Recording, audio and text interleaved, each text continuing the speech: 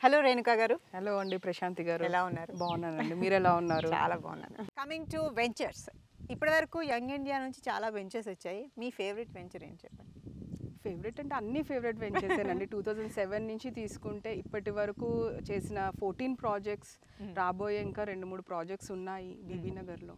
ప్రతి వెంచర్ కూడా ఒక మంచి ఎక్స్పెరిమెంటల్ ఇదే. ప్రతి వెంచర్ నుంచి ఏదో ఒకటి నేర్చుకొని ముందు వెంచర్కి వెళ్తూ ఉంటాం అన్నమాట. సో బీవీ నగర్ అనేది మీ వారి చాయిస్, ఇక్కడే చేయాలి అనేది. మీకేమైనా స్పెషల్గా ఇక్కడ వద్దండి ఎప్పుడు ఇక్కడే చేస్తారా, వేరే ప్లేస్లో చేద్దామని మీరు ఎప్పుడైనా అంటుంటారు? అంటే ఒకప్పుడు నేను ఎప్పుడైతే యంగ్ ఇండియాలోకి ఎంటర్ అవ్వలేదో మా కంపెనీలోకి, ఎందుకు ఓన్లీ బీబీ నగర్లోనే చేస్తున్నారు, లైక్ ఒక 15 years 16 years బ్యాక్ తీసుకుంటే రోడ్ కనెక్టివిటీ అదంతా సరిగ్గా లేదు, ఎయిమ్స్ అనే ప్రపోజల్ లేదు, ఓన్లీ ఏంటంటే ఒక చిన్న హైవే ఉండేది, యాదగిరిగుట్ట వరంగల్ వెళ్ళే రోడ్ మాత్రమే ఉండేది. అప్పట్లో అంటూ ఉండేదాన్ని. బట్ మా హస్బెండ్కి ఉన్న అంటే సార్కి ఉన్న విజన్ ఏంటి అని అంటే, ఈ రోజుది చూడొద్దు, ఎప్పుడైనా కూడా రియల్ ఎస్టేట్లో లాంగ్ టర్మ్ ఇన్వెస్ట్మెంట్ చూడాలి అని చెప్పేసి ఎక్కువ ల్యాండ్స్ ఇక్కడే కొనడం జరిగింది.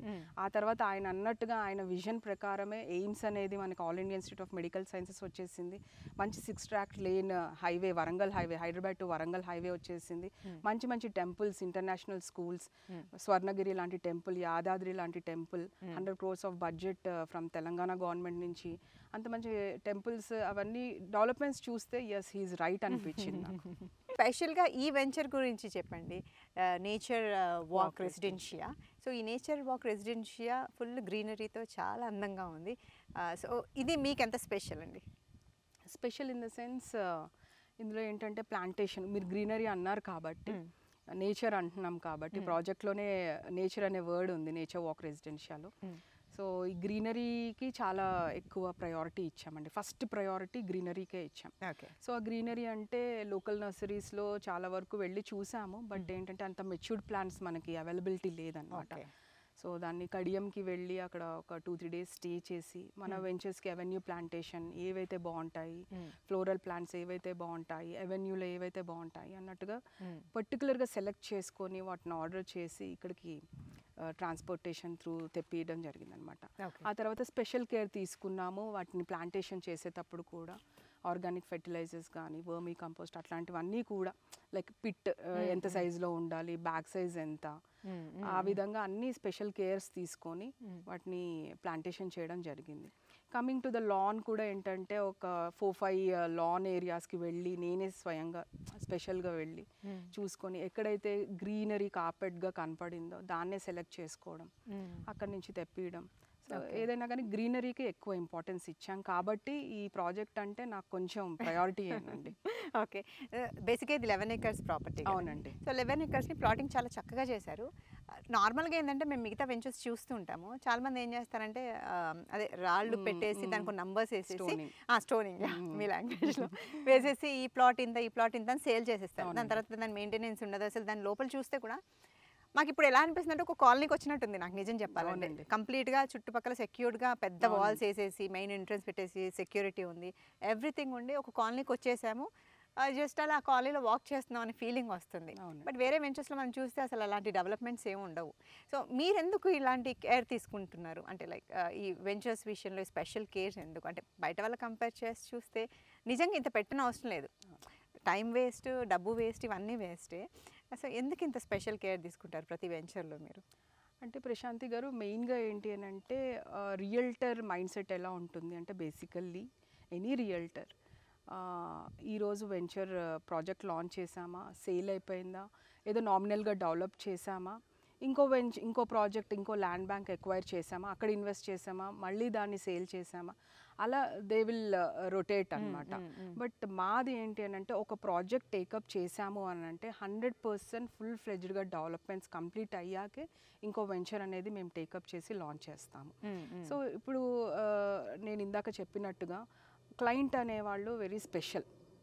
ఎందుకంటే ఆపర్చునిటీ వచ్చినప్పుడే మనం అవును, దాన్ని grab యూటిలైజ్ చేసుకోవాలి. చేసుకోవాలన్నమాట. సో ఆ క్లయింట్ వచ్చినప్పుడు చాలా అంటే మా అడ్వైజర్స్ కానీ యాజ్ ఎ మేనేజ్మెంట్గా నేను కానీ సార్ కానీ ఎండి గారు రాజేందర్ రెడ్డి గారు కానీ చాలా కన్విన్స్ చేస్తాము. ఇక్కడ రాబోయే గవర్నమెంట్ ప్రాజెక్ట్స్ ఏంటి, ఎందుకు ఇన్వెస్ట్ చేయాలి, ఇవన్నీ కూడా వాళ్ళకి అవేర్నెస్ క్రియేట్ చేసిన తర్వాత క్లయింట్ ఇన్వెస్ట్ చేయడానికి ముందుకు వస్తారు. ఇన్వెస్ట్మెంట్ అయిపోతుంది, ప్లాట్ రిజిస్ట్రేషన్ అయిపోతుంది, డాక్యుమెంట్స్ హ్యాండ్ ఓవర్ చేసేస్తాం, అక్కడ వరకు చాలా బాగుంటుంది. బట్ ఆఫ్టర్ దట్ ఆ రిలేషన్ని మనం ఇంకా ముందుకు తీసుకెళ్ళాలి ఫర్దర్గా అని అంటే ఆ ప్రాజెక్ట్ని తప్పకుండా యాజ్ ఏ రియల్ ఎస్టేట్ ఓనర్గా, యంగ్ ఇండియా హౌసింగ్ ఓనర్గా మా ప్రాజెక్ట్స్ని మేము మెయింటైన్ చేయాలన్నమాట. సో అలా అదే సందర్భంలో నేచర్ వాక్ రెసిడెన్షియల్ కూడా ఒక 5 years మెయింటెనెన్స్ అనేది మేము టేకప్ చేసాం. సో ఈరోజు ఒక క్లయింట్ వచ్చి, ఒక కస్టమర్ వచ్చి మన దగ్గర ఇన్వెస్ట్ చేశారనుకోండి, from the date of registration దగ్గర నుంచి ఒక 5 years పీరియడ్ వరకు మనమే అంటే కంపెనీ అండర్లోనే ప్రాజెక్ట్ అనేది మెయింటైన్ అవుతుంది. మెయింటెనెన్స్ అంటే ఏంటి అంటే అది సీసీ క్యామ్స్ సర్వేలెన్స్ అవ్వచ్చు, లేకపోతే పెయింటింగ్ వర్క్స్ అవ్వచ్చు, ఎలక్ట్రిసిటీ ఏదైనా ప్రాబ్లం వచ్చినా కూడా దాన్ని రెక్టిఫికేషన్ అవ్వచ్చు, overhead water tank to మనకు water supply to each plot అవుతుంది, అది ఏదైనా బ్లాకేజ్ అయినా పైప్స్ ఏదైనా అయినా కూడా వాటి రిపేర్ అవ్వచ్చు.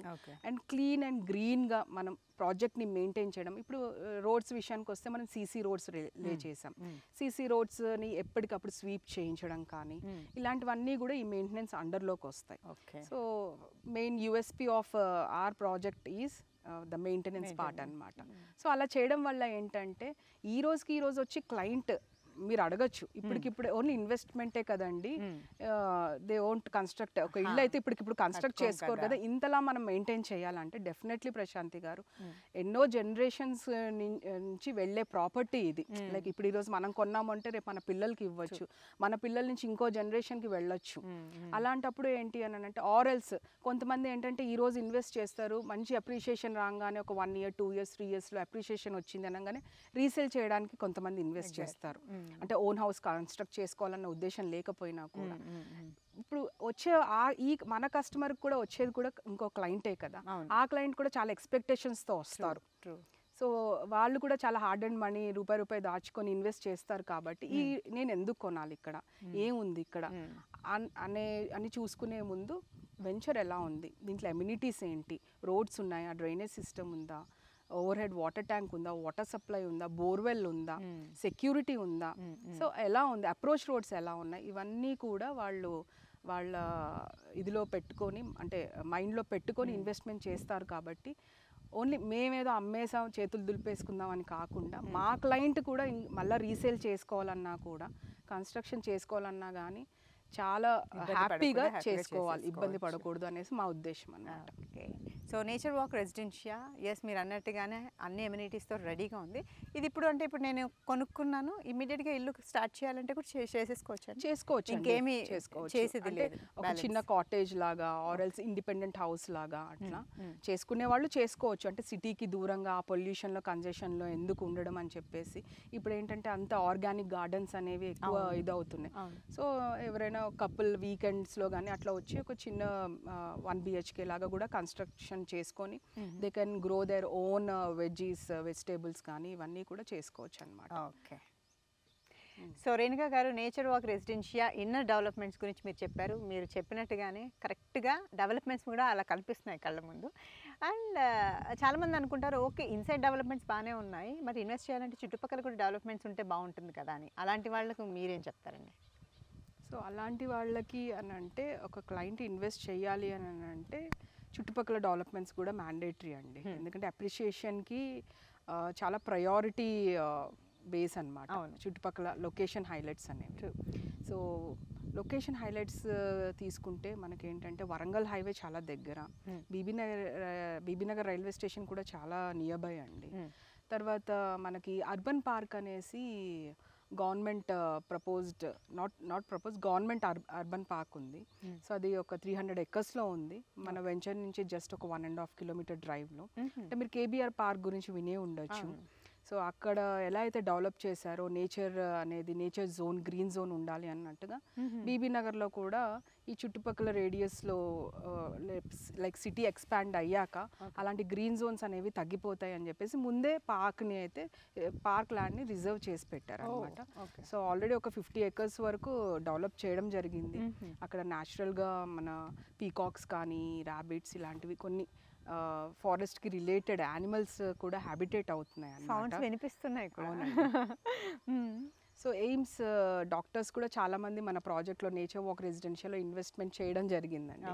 ఎందుకంటే వాళ్ళు రేపు ఫ్యూచర్లో మనకి ఇక్కడ ఇల్లు కట్టుకోవాలన్నా కూడా హాస్పిటల్కి వెళ్ళాలంటే చాలా నియర్ బై ఉంటుంది, ఫ్లోట్ అవ్వడానికి చాలా నియర్ బై ఉంటుంది, ఎమర్జెన్సీ కేసెస్కి ఎప్పుడైనా కూడా అటెండ్ అవ్వచ్చు అన్న ఉద్దేశంతో చాలా మంది ఎయిమ్స్ డాక్టర్స్ ఇక్కడ ఇన్వెస్ట్మెంట్ చేయడం జరిగింది. అయితే నైస్ కమ్యూనిటీ ఉంటుంది డాక్టర్స్ అంటే ఇలాంటి ప్రొఫెషన్లో ఉన్న వాళ్ళు ఉంటే ఆ కమ్యూనిటీ కూడా చాలా బాగుంటుంది. సో రైల్వే ఎంప్లాయీస్ కూడా ఉన్నారు మనకు. అలాగే తర్వాత ఇన్ఫోసిస్ పోచారంలో వర్క్ చేసే ఐటీ స్టాఫ్ కూడా ఉన్నారు, ఐటీ ఎంప్లాయీస్ కూడా ఉన్నారు.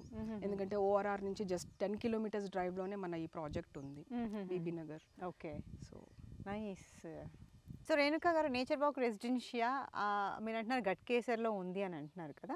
సో ఎగ్జాక్ట్గా నేను ఎవరికైనా చెప్పాలి అని అనుకుంటే ఈ నేచర్ వాక్ రెసిడెన్షియా ఇక్కడ ఉంది అనేసి ఏమని చెప్పాలి? లొకేషన్ ఇది ఎగ్జాక్ట్ లొకేషన్ అంటే గట్కేసర్కి నియర్ బై అండి. గట్కేసర్ నుంచి ఒక 10 kilometers డ్రైవ్లో మనకి బీబీ నగర్ వస్తుంది.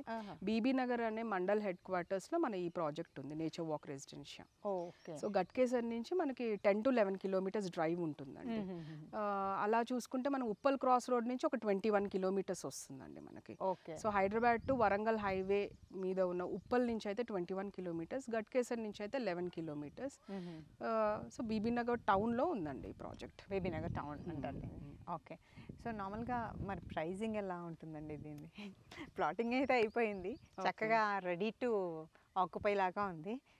డెవలప్మెంట్స్ కూడా అయిపోయాయి కాబట్టి ఎక్కువే ఉంటుందా ప్రైజింగ్? అసలు మాకు అందుబాటులో ఉంటుందా, ఎలా ఉంటుందండి? సో ఈ ప్రాజెక్ట్ ఏంటంటే ఒక మిడిల్ క్లాస్ వాళ్ళకు కూడా ఇన్వెస్ట్ చేసే తగ్గట్టుగా ఉండాలి, with all the quality developments ఇన్ఫ్రాస్ట్రక్చర్తో ఉండాలి అని చెప్పేసి డిజైన్ చేయడం జరిగిందండి. సో ప్రైజింగ్ విషయానికి వచ్చేసరికి రైట్ నో వచ్చేసి 13,500 rupees per square yard. Okay. In ఫ్యూచర్లో ఏంటంటే over the period of time ఎలాగో ల్యాండ్ వాల్యూ ఇంక్రీజ్ అవుతుంది కాబట్టి కంపెనీ తరపు నుంచి కూడా డెఫినెట్గా ఇంక్రీజ్ అవుతుంది. సో ఎవరైనా ఇన్వెస్ట్మెంట్ చేయాలి అనుకున్న వాళ్ళకి this is the right time. అంటే తక్కువ ఉన్నప్పుడు ఇన్వెస్ట్మెంట్ చేస్తే రేపు ఎక్కువ ప్రైస్ మేము ఇంక్రీజ్ చేయకముందే వాళ్ళు ఒక ప్లాట్ని సొంతం చేసుకోవచ్చు.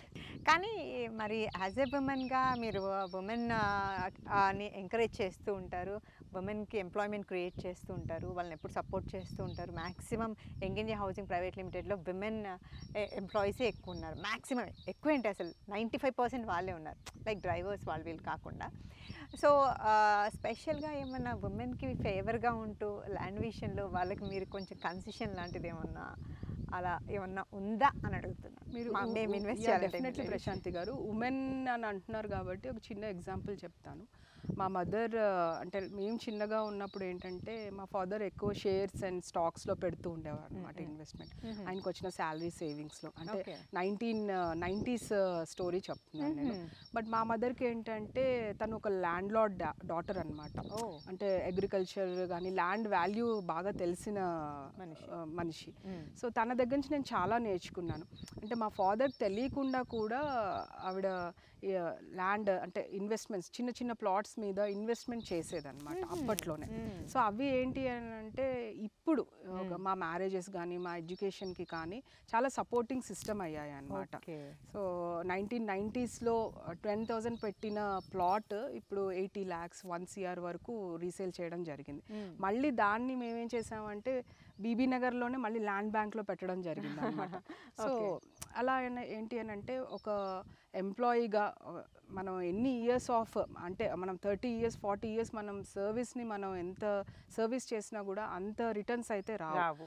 మేబీ ఇన్ గోల్డ్లో కొద్దిగా రావచ్చు, బట్ ల్యాండ్లో వచ్చినంత మల్టిపుల్ రిటర్న్స్ అయితే దేంట్లో రావు. సో ఆ విధంగా ఈ పాయింట్ని మా మదర్ని కన్సిడర్ చేసుకొని మీరు కూడా ఉమెన్కి ఒక ఆఫర్ ఉంటే బాగుంటుంది అని అన్నారు కాబట్టి సో మేము కూడా ఏంటంటే యంగ్ ఇండియా తరపు నుంచి ఎవరైనా కూడా ఇంట్లో వాళ్ళ డాటర్ అవ్వచ్చు, మదర్ అవ్వచ్చు, లేకపోతే వైఫ్ అవ్వచ్చు, సిస్టర్ అవ్వచ్చు, ఎవరైనా ఉమెన్ క్లయింట్స్కి మేము ఏంటంటే ఒక 50% రిజిస్ట్రేషన్ అనేది ఫ్రీ చేయడంతో పాటు ఒక 2 గ్రామ్ గోల్డ్ కాయిన్ అనేది 22 క్యారెట్ ఆఫర్ ఇవ్వడం జరుగుతుంది. ఓ అది కూడా ఏంటంటే సైట్ విజిట్ చేసిన రోజే బుక్ చేసుకుంటే. ఓకే, సైట్ విజిట్ చేసిన రోజు ఎవరైనా లేడీస్ సైట్ విజిట్ చేసి ఆ రోజు బుక్ చేసుకొని టోకెన్ అమౌంట్ ఇచ్చేస్తే దాంట్లో మీరు 50% రిజిస్ట్రేషన్ ఫీజ్ డిస్కౌంట్ ఇస్తూ and 2 gram 22 carat gold coin. 2 gram 22 carats gold coin అంటే ఇప్పుడు గోల్డ్ చూస్తున్నారు కదా ఎంత పెరిగిపోతుందో, అలాంటిది మంచి గోల్డ్ ఆఫర్ ఇస్తున్నారు రేణుక గారు. లాస్ట్ క్వశ్చన్ రేణుక గారు, ఏ ఫీల్డ్ అయినా కాంపిటీషన్ అనేది కామన్, అందులో రియల్ ఎస్టేట్ అంటే టూ మచ్ కాంపిటీషన్ ఉంటుంది. మరి అసలు ఇక్కడ చూస్తుంటే ప్రతి పక్కనే వెంచర్స్.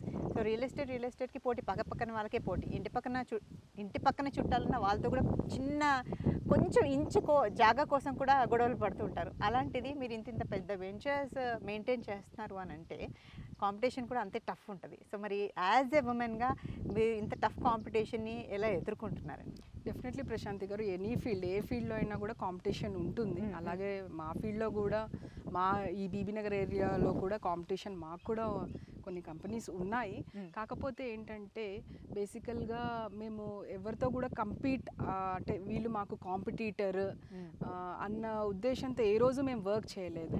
యంగ్ ఇండియా కాంపిటీషన్ అండి. సో నిన్నటి యంగ్ ఇండియా ఈ రోజుకి యంగ్ ఇండియాతో కంపీట్ అవుతూ ఉంటుంది, రేపటి young India. So past, present and future. So ఈ యంగ్ ఇండియాతోనే కాంపిటీషన్. సో అది and coming to the competition అని అంటున్నారు కాబట్టి ఫేర్ ఎనఫ్గా చెప్పాలి అని అంటే మేము ఫస్ట్ ప్రాధాన్యత ఇచ్చేది చుట్టూతో బౌండరీ వాల్ అండి. చాలామంది రియల్ ఎస్టేట్ కంపెనీస్లో వాళ్ళు చేసే ప్రాజెక్ట్స్లో ఏంటంటే బౌండరీ వాల్స్కి పెద్ద ప్రయారిటీ ఇవ్వరు అనమాట. లేఅవుట్ చేసేయడం, first roads cuttings, plottings, numbers వేసేయడం. ఇక్కడ చేసిన తర్వాత ఎప్పుడైతే బౌండరీ వాల్ స్టార్ట్ అవుతాయో మేబీ పక్క ల్యాండ్ వీళ్ళ దాంట్లో ఉండొచ్చు, వీళ్ళ ల్యాండ్ పక్క వాళ్ళ ల్యాండ్లో ఉండొచ్చు. ఇలాంటి మర్జర్స్ ఉన్నప్పుడు ఏంటంటే పాపం క్లయింట్స్ ఇన్వెస్ట్ చేసిన వాళ్ళు చాలా ఇబ్బంది పడుతూ ఉంటారు. సో మా కంపెనీ యొక్క యూఎస్పీ ఏంటి అని అంటే ఫస్టే బౌండరీ వాల్, ఏదైతే మేము కొబ్బరికాయ కట్టిన రోజే బౌండరీ వాల్ అనేది ఇనిషియేట్ చేసేస్తాం అనమాట. ఎప్పుడైతే బౌండరీ వాల్ ప్రహరీ అనేది వచ్చేసిందో ఓకే, ఈ వెంచర్ బౌండరీస్ ఇవి, ఈ వెంచర్ ల్యాండ్తో, ఇక్కడ ఉండే ప్లాట్స్తో పక్క వాళ్ళ ల్యాండ్కి ఎటువంటి సంబంధం లేదు అన్న క్రిస్టల్ క్లియర్గా క్లయింట్కి అర్థమైపోతుంది అనమాట. So that is the main competitive, మా కాంపిటీటర్స్తో మేము కంపీట్ అయ్యే మెయిన్ పాయింట్ ఏంటంటే అదనమాట. కమింగ్ టు ద డెవలప్మెంట్స్ అవన్నీ ఇంటర్నల్గా జరుగుతూనే ఉంటాయండి. అంటే ఫర్ ఎగ్జాంపుల్ బీటీ రోడ్స్ ఉంటాయి. అందరూ బీటీ రోడ్స్, బ్లాక్ టాప్ రోడ్స్తో చేసేయచ్చు. బికాస్ హెచ్ఎండిఏ ఎటువంటి రూల్స్ అండ్ రెగ్యులేషన్స్ పెట్టలేదు కి మీరు సీసీ రోడ్సే వేయాలి, బీటీ రోడ్సే వేయాలి అని చెప్పేసి. సో మేమేంటంటే బ్లాక్ టాప్ రోడ్స్ కంటే కూడా సిమెంట్ కాంక్రీట్ రోడ్స్కి ఎక్కువ ప్రయారిటీ ఇస్తాము. అదొక కాంపిటీషన్ వైజ్గా చూసుకుంటే బీటీ రోడ్స్ అంటే బ్లాక్ టాప్ రోడ్స్లో మనకి స్క్వేర్ యార్డ్ 10 రూపాయల్లో అయ్యేది కమింగ్ టు సీసీ రోడ్స్కి వచ్చేసరికి 50 రూపీస్ అవుతుంది అనమాట. సో ఇంటూ 5 times ఎగ్జాంపుల్గా చెప్తున్నాను. సో ఇది అమ్మేసుకొని వెళ్ళిపోయేదే కదా అన్న ఉద్దేశంతో ఏ రోజు మేము చేయలేదు.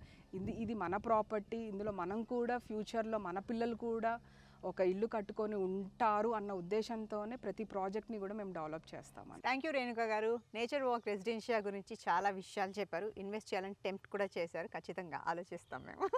అండ్ నెక్స్ట్ ఫర్దర్ ప్రాజెక్ట్స్తో కూడా మీరు ముందుకు వస్తున్నారు కాబట్టి తొందరలోనే మీ ప్రాజెక్ట్ స్టార్ట్ చేయాలని మనస్ఫూర్తిగా కోరుకున్నాం. మళ్ళీ నెక్స్ట్ ప్రాజెక్ట్లో మనం కలుసుకుందాం కొత్త వెంచర్లో. థ్యాంక్ యూ ప్రశాంతి గారు. Thank you.